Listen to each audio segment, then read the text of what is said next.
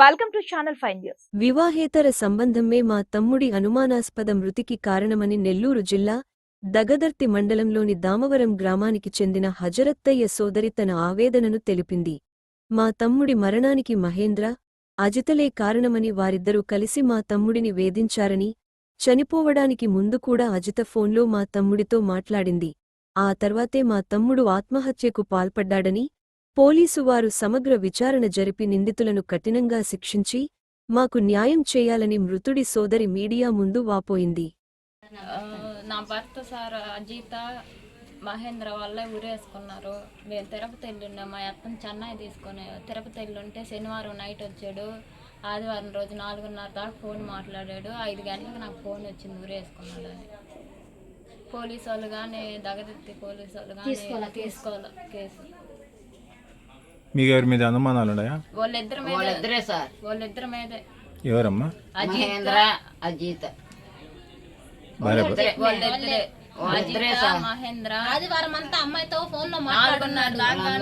నాతో ఫోన్ మాట్లాడాడు. వాళ్ళు వచ్చి అడిగితే మేము తెలియదు అని చెప్పి అడిగితే మేము అసలు లేనే లేము, అసలు మేము అసలు ఆ రోజు చూడనే లేదు అని. మేము ఈ ఫోన్ లో వీడియోలు తర్వాత చూస్తే అమ్మాయితో ఆ రోజంతా అమ్మాయితోనే మాట్లాడి చేస్తున్నాడు. అమ్మాయి మొన్న గాని ఫోన్ చేసింది. అతను పోలీసు జరిగిన 15 రోజులకి మళ్ళా అమ్మాయి రిటర్న్ ఫోన్ చేసింది. ఎందుకు చేశారని అడిగితే పిల్లకాయలు చేశాడు, మేము చేయలేదు అని చెప్పి మాట్లాడు. మా తమ్ముడైతే పిరికోడు కాదు, భయస్తుడు కాదు, అలిగిపోయినప్పుడే కానీ మా తమ్ముడికి మాకు న్యాయం జరగాల. మాకు ఎవరు లేరు సార్, మాకు ఉండేది వాడు. పోలీసు వాళ్ళు కూడా మాకు న్యాయం చేయలేదు. పోలీసు వాళ్ళు కూడా మేము 4 రోజుల తర్వాత పోలీస్ స్టేషన్ కి వెళ్తే మీ ఆయనదే తప్పు సారీ చెప్పుకున్నాడు కదా.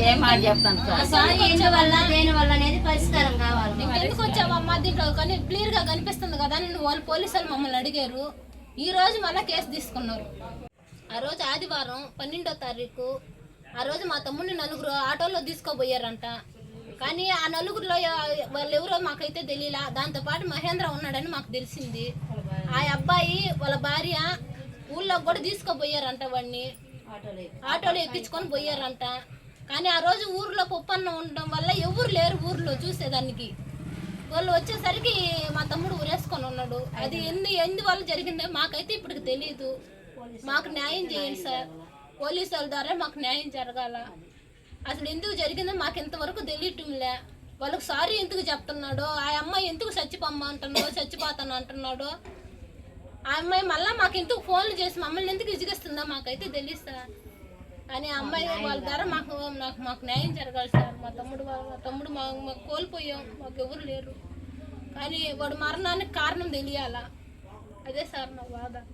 నేను వారం క్రితము వచ్చి మా అమ్మకి బాగలేదని చూడ్డానికి వచ్చి మా తమ్ముడు అమ్మాయితో వాళ్ళతో వెళ్ళి తాగుతున్నాడు అని వీళ్ళు బాధపడుతుంటే నేను మా తమ్ముడు కోసం పొద్దుపోయిన దాకా కూడా ఉండి ఆ అబ్బాయిని అడిగిపోయాను సార్. నేను నీ వల్ల వాళ్ళకి ఒంట్లో గొడవలు వస్తున్నాయి, వాళ్ళ కాపురాలు పోయేటట్టున్నాయి, వాళ్ళు మొగుడు పిల్లం కొట్టుకొని చచ్చిపోతున్నారు, వాడిని నీ కాడికి రాని బాక, నువ్వు వాడి కాడికి రాబాక అని నేను అడిగాను సార్.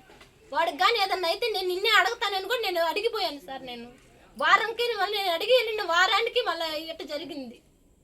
వాడు మటుకు వాడిని మాత్రం వదిలిపెట్టకుండా మేము రావద్దన్నా వాడు ఎంట పడుతున్నాడు.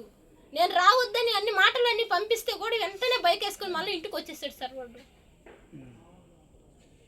వాడి భార్య వాడు మరణానికి కారణం. వాళ్ళ వెనక చాలా మంది ఉన్నారు, వాడిని ఏదో చేశారు. మాకు అది తెలియాలి సార్, మాకు అది తెలియాలి. కొత్త ఫ్లాట్లలో కొట్టారంట, వాడిని ఆటోలో కూడా తీసుకోబోయారంట.